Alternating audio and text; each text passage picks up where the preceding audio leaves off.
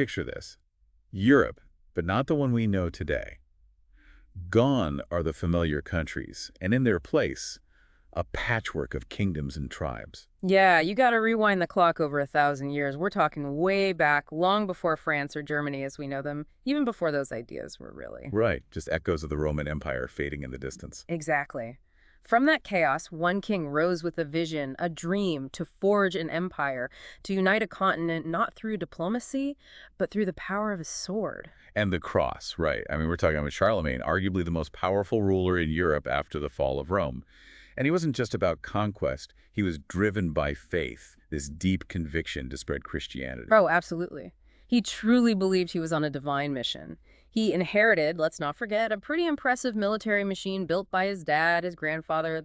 They weren't messing around, those early Frankish kings. So he was kind of destined for greatness, in a way. It wasn't just ambition, he was born into it. You could say that.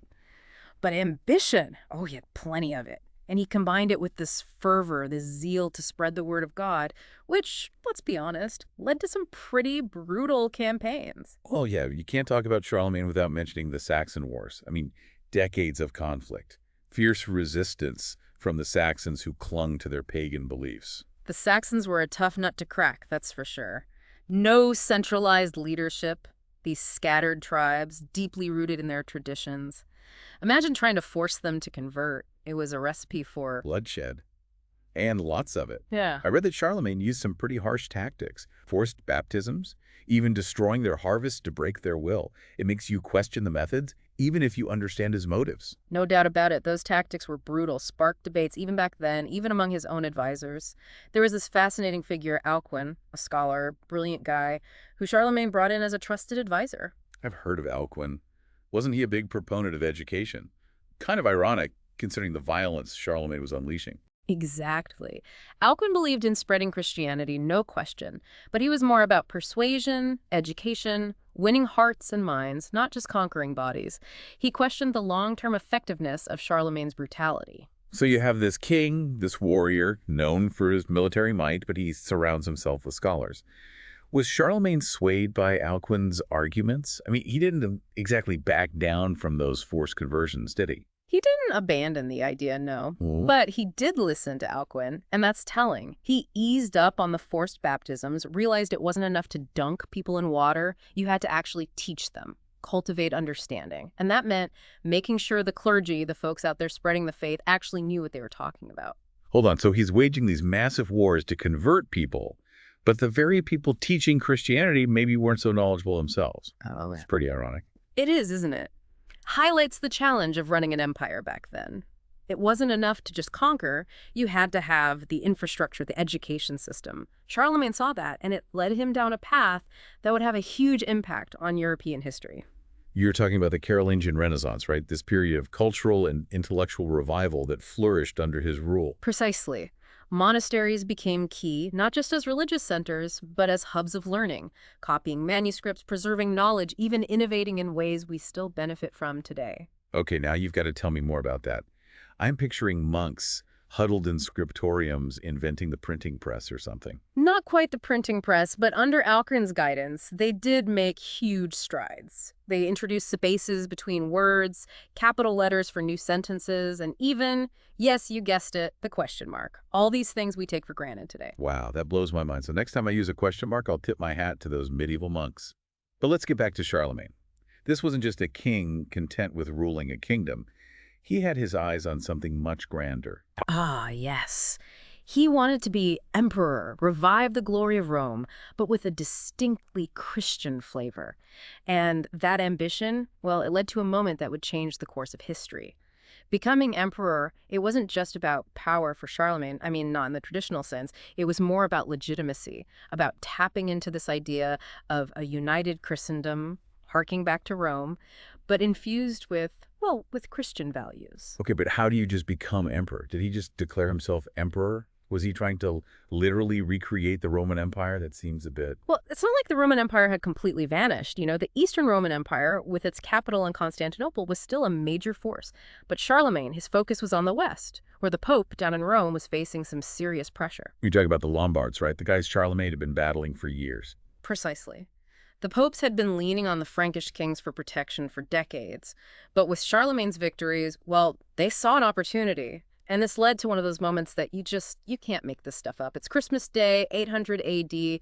St. Peter's Basilica is packed. Everyone's there for the celebration. Charlemagne is there, reaffirming his alliance with the Pope. And as he's kneeling in prayer, Pope Leo III walks up and places a crown on his head. Bam! Emperor of the Romans. Wow, wait, hold on. The Pope just crowned him, like, out of the blue. Mhm. Was this planned? Was Charlemagne in on it? That's the million-dollar question, isn't it? Historians have been debating this for centuries. Some say it was orchestrated, a power play by both Charlemagne and the Pope. Others think it was more spontaneous, maybe even caught Charlemagne off guard. But regardless, the symbolism was potent. So Charlemagne's emperor, big title. But what did it actually mean? Did he suddenly control all of Europe? No. His actual authority was still pretty much confined to the lands he already ruled, what we'd think of as France and Germany, parts of Italy. But the title, the coronation, it had this weight, this legitimacy that kingship alone didn't carry. He was now, in the eyes of many, the heir to Rome, the protector of Christendom. Shrewd political move, for sure, but also deeply symbolic, religiously charged. It's interesting. We've talked about him as a conqueror, a religious zealot, but this adds another layer.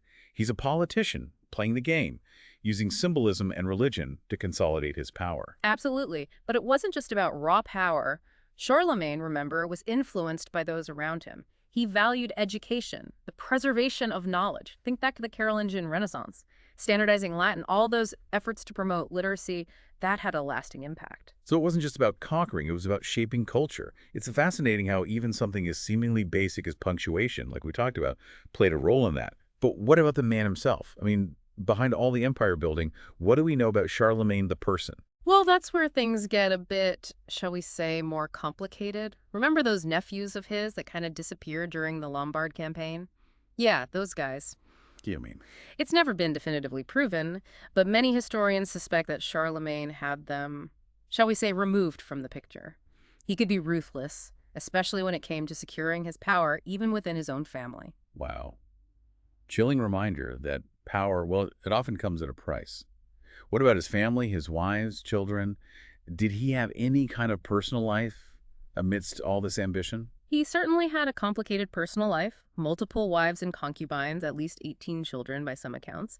But he seems to have been a devoted father in his own way, encouraged their education, and interestingly, he allowed his daughters to remain unmarried, to live at court, which was very unusual for the time. That does seem progressive for the time. Do we know why? Was he ahead of his time as a dad, or was there something else going on? It's hard to say for sure. Maybe he was protecting them from being used as pawns in political marriages.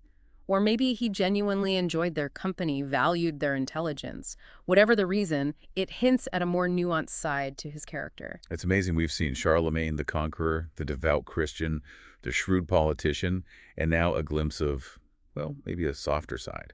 Sounds like a pretty contradictory figure, all things considered. He was a man capable of great brutality and ambition, but also capable of fostering learning, promoting religious reform, even challenging social norms.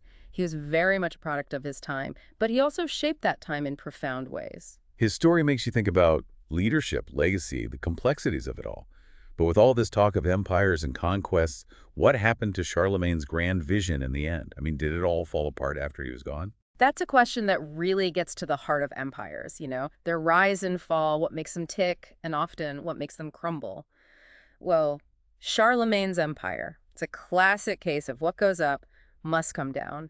He built this vast realm, but it didn't even outlive him by much. He had a son, Louis the Pious, took the throne, very devout, very religious, but not quite cut from the same cloth as dear old dad. Oh, so not exactly the conquering empire-building type. History's full of those stories, right? The heir who just can't fill those shoes. Yeah. But what about Louis's kids? I mean, surely the Charlemagne bloodline didn't just... Yeah. You'd think so, wouldn't you? But Louis had 3 sons, and wouldn't you know it, they weren't big on sharing. Within a few years of Charlemagne kicking the bucket, his grandsons were at each other's throats, battling for control of the empire. So much for a unified Christian Europe. It's almost Shakespearean, this family drama playing out on the grand stage of history. Makes you wonder, are empires just inherently unstable, destined to implode? Big questions, right? Historians have been wrestling with that for ages. Empires, they're delicate things. They need that perfect mix of military might, political savvy, and, maybe a bit of luck sprinkled in for good measure. In Charlemagne's case, well, the infighting, those internal divisions. Plus, you had these new threats cropping up, Vikings, Magyars, and it all became too much. The empire fractured, and that dream of a unified Christian Europe, at least in the political sense, it just... It faded away. It's kind of sad, isn't it? All that effort, all those conquests, and it all unravels so quickly. Yeah. We've also been talking about Charlemagne's reforms, the Carolingian Renaissance, that push for education, standardizing Latin. Those things had a much longer-lasting impact, right? Even if the empire itself didn't survive. Oh, absolutely. That's the thing about empires. Even when they crumble, the ripples, they can be felt for centuries. The Carolingian Renaissance, it might have been relatively brief, but it laid the groundwork for future intellectual movements, for the flourishing of art and learning. Standardizing Latin, that alone had a huge impact. Yeah, I can see that. A common language for scholars, for sharing ideas across borders. So maybe Charlemagne's legacy isn't about the size of his empire or how long it lasted. It's about the changes he set in motion, those ripples that continued to spread long after he was gone. Exactly. He might not have intended it, but he helped spark this revival of learning, fostered a sense of shared Christian identity. And that's a legacy that goes way beyond the rise and fall of any one empire. It's been an incredible journey, this exploration of Charlemagne's life and times. Warrior, king, emperor, a man of deep faith, burning ambition, and, yeah, his share of flaws. But in the end, it reminds us that even the most powerful empires are fleeting, while ideas, the things we learn, the culture we create, those have a way of enduring. And that's the power of history, isn't it? It's not about memorizing dates and names. It's about exploring those deeper themes, the forces that shape civilizations, the complexities of leadership, the enduring power of ideas. That's why we keep digging, keep questioning, keep diving deep. Couldn't have said it better myself. And if you've enjoyed this deep dive into the world of Charlemagne, well, make sure you hit that subscribe button for more explorations of history's most fascinating figures and events. Until next time, keep those minds curious, keep asking questions, and keep diving deep into the past.